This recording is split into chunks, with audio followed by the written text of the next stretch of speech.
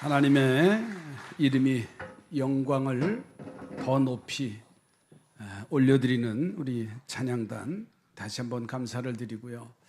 가정가정마다 부활의 기쁨의 소식이 넘치시기를 주의 이름으로 축복합니다. 우리 옆에 보는 거 인사합시다. 예수님 부활하셨습니다. 아멘이지요. 그 믿음의 확신이 있어야만이 우리는 더 멋진 인생의 삶을 살아갈 수가 있습니다. 대부분의 사람들은요, 자기 자신의 모습을 현 모습보다 확대해 보는 현상이 있어요. 그래서 지금의 사진보다는 10년 전의 사진을 상당히 좋아합니다. 내가 젊었지. 내 얼굴에 주름살이 그래도 없었네. 그런데 나이 들어서 카메라를 갖다 대면 아이고 안 찍어. 그렇게 표현하는 게 우리의 모습이에요. 그러나 지금의 모습은 더 아름다운 모습이에요.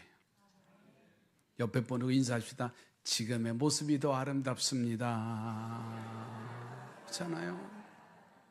나이가 드시면 나이가 드신 대로, 그렇잖아요. 주름살이 있으면 있는 대로, 그냥 이빨이 빠지셨으면 빠진 대로, 걷는데 허리가 굽어졌으면 굽는 대로 인생의 멋진 모습을 남겨야 돼요. 젊은이들은 또 젊은이답게 뛰어다니고 활기차게 활력 있게 꿈을 가지고 달려가는 게 우리의 모습이어야 되잖아요. 그런데 사람들은요, 죽어서까지도 이런 욕망을 가지고 살아요. 살아있는 사람도요, 남보다 더 크고 화려한 묘비와 묘석을 꿈꾸는 그런 경우가 얼마나 많습니까? 지금의 시대는 달라졌지만은 한 20년 전, 30년 전의 세대 어른들만 봐도 가정에 그 묘소를 보고 묘비를 보면 이 집안은 뼈대 있는 집안이네. 또 거기다가요, 당신이 들어갈 자리도 가묘를 써요. 근데 이상하게 가묘를 쓴 묘소를 보면 커. 그러면서 하시는 말씀이 내가 들어갈 자리다 그랬잖아요. 가장 연약한 인간의 존재들이 가장 화려하게, 가장 크게, 가장 멋있게 무언가 남기려고 하는데, 예수님은 이 땅에 오실 때 자기 몸 하나 누울 곳이 없는 마구간에서 태어나셔요. 회개하라 천국이 가까웠느니라고 선포하시면서도 여전히 존경받지 못하고 멸시와 천대를 받으며, 주님은 제자들에게 이렇게 말씀합니다. 인자는 머리 둘 곳이 없도다. 어디 하나 두 손 두 발을 이제 몸을 맡기고 편하게 쉴 곳이 없었던 예수님의 공생의 사건. 그러나 유대인과 그리고 서기관들과 무리들은 어떻게 하면 예수님을 십자가에 처형시킬까? 종교 재판의 해부에서 가장 극악한 사형의 형틀에 그 십자가에 매다는 게 그들의 사건이었어요. 제자들은 주님을 만나서 내 인생의 팔자가 펼칠 줄 알고 그들의 삶을 다 포기하고 주님 따라갔지만은, 그러나 마지막 빌라도 법정 재판 앞에서 베드로조차도 예수님 모른다고 극구 부인하는 거예요. 그것이 우리들의 모습이 아닌가요? 주님은 그 십자가의 형틀에 가장 인간의 수치, 부끄러움, 가장 큰 죄를 지시고서는 십자가에 못 박혀 죽으셔요. 그리고 마지막 인간의 존엄은 뭐냐면 죽음이에요. 그래서 객사를 하던 수명이 다한 돌아가신 모습을 보면 사람들은 최후의 예우를 드립니다. 당신의 삶을 존경합니다. 당신의 공덕을 높여드립니다. 아무렇게나 산 사람이라 할지라도요, 마지막에는 가장 존귀함을 갖고 장례를 치러드리고 예우를 합니다. 그러나 예수님은요, 그런 예우도 받지 못했어요. 한 사람을 위해서 자신이 거쳐야 할 빈 무덤에도 없었어요. 요셉의 무덤에 임시 빌려졌다는 거. 그리고 시신조차 수습할 수 있는 여유가 없었습니다. 안식일이 다가왔지요. 그래서 그냥 세마포에 둘러서 빈 무덤에 안치하고 돌로 다 그 무덤을 막아버려요. 너무나 안타까운 사랑하는 여인 한 사람, 막달라 마리아가 예수님 마지막 가셨는데 정말 최고의 예우도 못 대드리고, 그래서 새벽 미명통이틀 아침에 그는 그 예수님의 묻혀진 무덤으로 달려갑니다. 그런데 가보니까는 무덤의 문은 열려 있고 예수님을 지켰던, 시신을 지켰던 로마의 군인들도 없습니다. 그 안에 들어가 보니까는 그 무덤은 빈 무덤이라고 그랬어요. 이 여인은 예수님의 시신을 쌓았던 세마포만 발견합니다.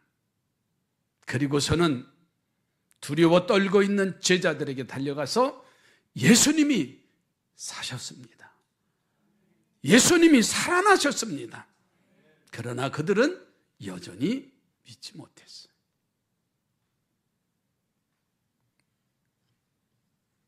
그러나 빈 무덤의 사건은요, 오늘 우리의 삶의 전환점이 됐어요. 그 빈 무덤의 사건으로 생명의 개념이 달라졌습니다. 그 빈 무덤의 사건으로 삶의 길과 방법이 달라져 버려요. 구약의 율법, 예언은 예수님의 복음 안에서 완성이 되고, 신약의 사건은 교회라는 것으로 태동이 되기 시작합니다. 주님과의 관계를 보세요. 제자들은 오늘 1절과 5절과 8절에 보면 그들은 보는 관계에서 믿는 관계로 바뀌어져요. 8절 말씀을 보실까요? 8절에 보면 그때야 무덤에 먼저 갔던 그 다른 제자도 들어가 보고 믿었더라. 그러니까 제자들은 3년 반 동안 늘 곁에 있으면서 보는 관계였습니다. 옆에 계셨고 함께 음식을 나눴고 함께 생활을 했던 보는 관계에서 이제는 그 빈 무덤에 가서 보고 나서는 보는 것이 아니라 믿어졌더라. 여러분, 우리의 믿음은, 우리의 신앙은 믿음의 관계입니다. 이제는 보는 관계에서 벗어나야 돼요. 마침 제자들이 부활의 예수님을 만나고 났는데 의심 많은 도마는 우리가 잘 알듯이 그 자리에 없어요. 도마가 말하지요, 여전히 그는 육신의 생각을 가졌어요. 나는 봐야 믿겠다. 나는 그 예수님 십자가에 처형당하실 때 양손에 못자국을 봤어. 옆구리에 창자국을 난 것을 나는 만져보고야 믿겠다고 말합니다. 며칠이 지나서 부활하신 예수님은 도마에게 나타나시지요. 너 보고 믿는다고 했지?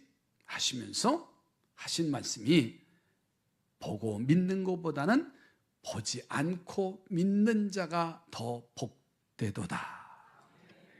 여러분, 빈 무덤의 사건은 보는 것이 아니에요. 믿음의 사건입니다. 그래서 그 빈 무덤 위에 교회가 세워지는 거예요. 누가복음 24장 5절 가서 보니까는 어찌하여 사한 자를 죽은 자 가운데서 찾느냐고 말씀하셨습니다. 교회는요, 예수님이 세상에 계실 때 좋은 일을 많이 하셨고 사상이 위대하고 그분의 참으로 위대한 분이 계셔서 추모하고 따르는 게 아니에요. 아무것도 내놓고 없고 빈 무덤과 같은 존재지만은 그들은 부활의 주님을 만나고 난 이후에 비겁한 인생들이요, 담대한 증인이 되어지죠. 오순절 마가의 다락방에 부활의 주님을 만나고 그들이 성령을 받고 난 이후에는요, 죽음도 두렵지 않았어요. 예수 그리스도가 구세주라고 하는 담대함을 그들은 외치고 있습니다. 빈 무덤의 사건은요, 교회의 시작일 뿐만 아니라 이 빈 무덤의 사건은요, 선교의 시작이라는 사실이에요. 예수님 부활하셨습니다. 우리 옆에 분과 축복하십시오. 예수님 부활하셨습니다. 기도합니다. 하나님 감사합니다. 2025년도 예수님이 부활하셨습니다. 그 부활의 신앙이 어둠의 권세를 물리치게 하시고 염려와 근심과 걱정이 사라지게 하시고 성령의 충만함을 받고 하나님 교회의 교회가 되게 하시고 성도가 성도 되게 하시고 교회의 사명을 감당할 수 있도록 역사해 주시옵소서.